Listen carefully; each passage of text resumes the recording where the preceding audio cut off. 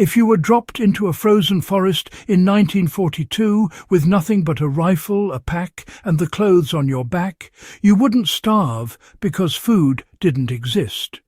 You'd starve because the wrong food would fail you.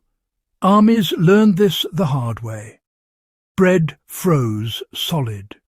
Canned meat cracked tins. Sugar gave quick energy, and then left men shaking and exhausted.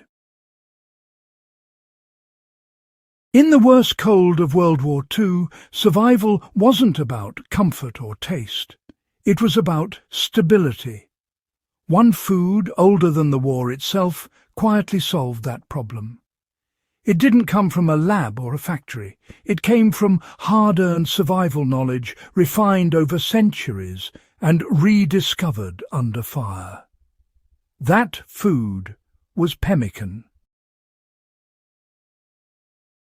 Before we get into it, make sure you like, share, comment, and subscribe to Warfront Survival.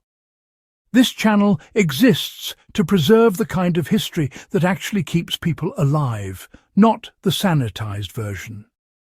If that matters to you, lock it in now, and let's get into the substance. Why World War II exposed the limits of modern rations. World War II forced armies into environments their supply systems were never designed to support. Arctic patrols in Alaska, long-range scouts in Canada, special operations units in Northern Europe, and downed air crews behind enemy lines all faced the same problem. Resupply was uncertain or impossible. Fuel froze. Cooking fires gave away positions. Weight mattered, calories mattered. But above all, reliability mattered. A ration that worked in a warehouse but failed in sub-zero conditions was worse than useless. It gave false confidence. That's where Pemmican quietly re-entered the picture. Pemmican was not invented for war, but, well, war proved its value. Pemmican came from indigenous North American survival knowledge, refined long before industrial food existed, you know. It was adopted by fur traders, explorers, and Arctic expeditions because it solved the one problem that never changes. How do you carry dense energy that doesn't rot, freeze uselessly, or require preparation? During World War II, Allied forces didn't romanticize pemmican. They tested it, they issued it, and in the coldest theatres they relied on it because it worked when everything else didn't. So what pemmican actually is, and why it lasts so long, well, at its core, pemmican is brutally simple. Lean meat dried until it snaps rather than bends, ground into fibres or powder. Animal fat rendered slowly until every trace of moisture is removed, clear and stable. Sometimes dried berries were added, not for sweetness, but for micronutrients and acidity. No moisture, no oxygen pockets, no carbohydrates to feed bacterial growth. When mixed, the fat coated every meat fibre, sealing it from air exposure. Bacteria had nothing to drink, nothing to breathe, and nothing to eat. This wasn't preservation by chemicals, it was, preservation by absence. 10-year shelf life was not a myth.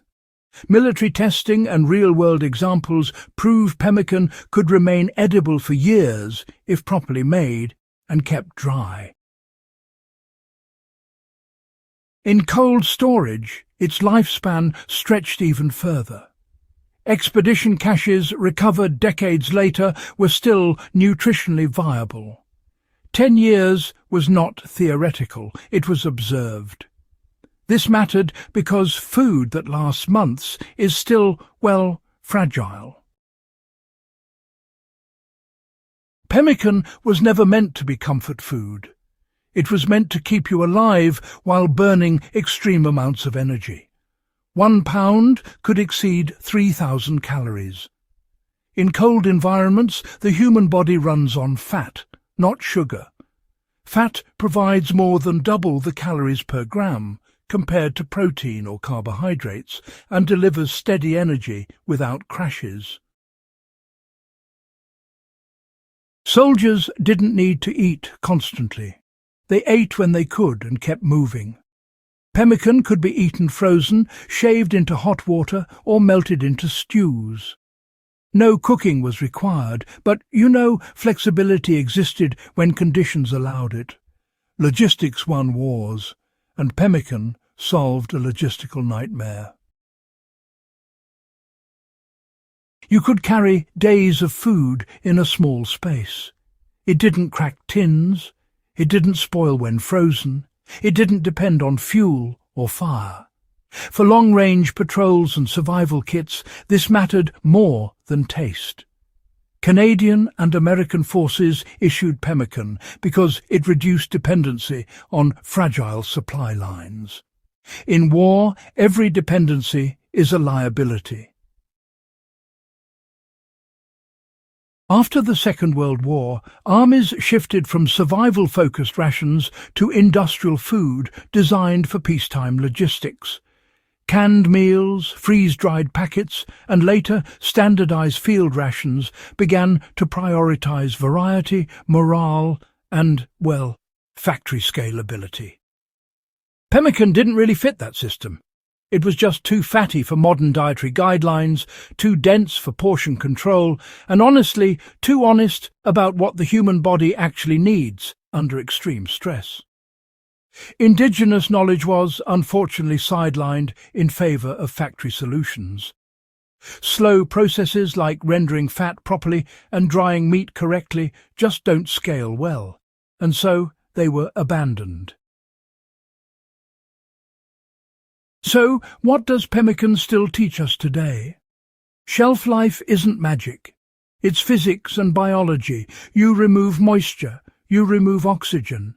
You seal energy properly. You really don't need electricity or preservatives to make food that lasts. Modern survivalists can still replicate this with just a few basic tools and a bit of patience. Lean meat dried completely. Fat rendered low and slow until it's clear. Airtight storage kept away from heat. You don't eat it every day. You store it for when everything else fails. That's exactly how it was used in the Second World War. The mindset behind Pemmican, that's really the lesson here. The real loss wasn't just the food itself. It was the mindset that valued function over comfort and long-term survival over convenience. The Second World War forced armies to rediscover that mindset, even if it was only for a while. Today, most people trust systems they've never actually stress-tested.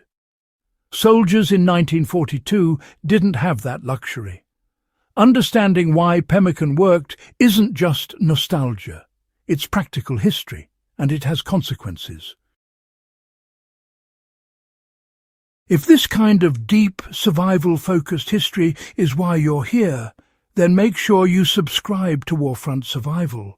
Share this with someone who still thinks survival is all about gadgets, and help keep these lessons alive before they disappear again.